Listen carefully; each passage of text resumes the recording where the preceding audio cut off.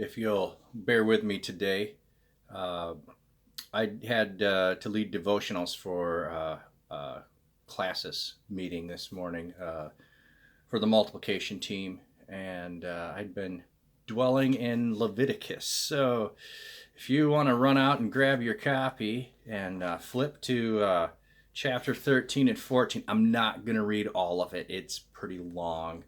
But I was just reading through that and marveling at two different things, I guess.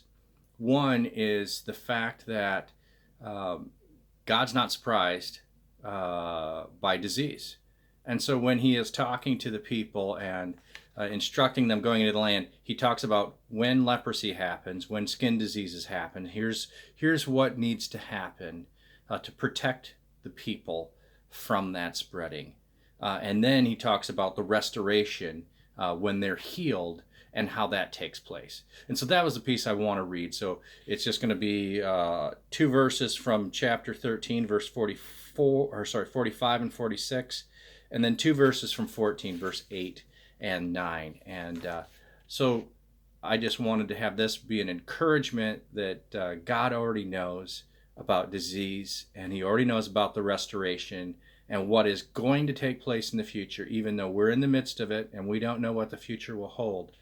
God already has that restoration prepared. So, beginning in verse 45, anyone with such a defiling disease must wear torn clothes.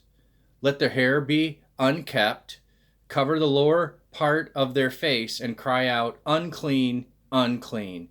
As long as they have the disease, they remain unclean. They must live alone. They must live outside the camp.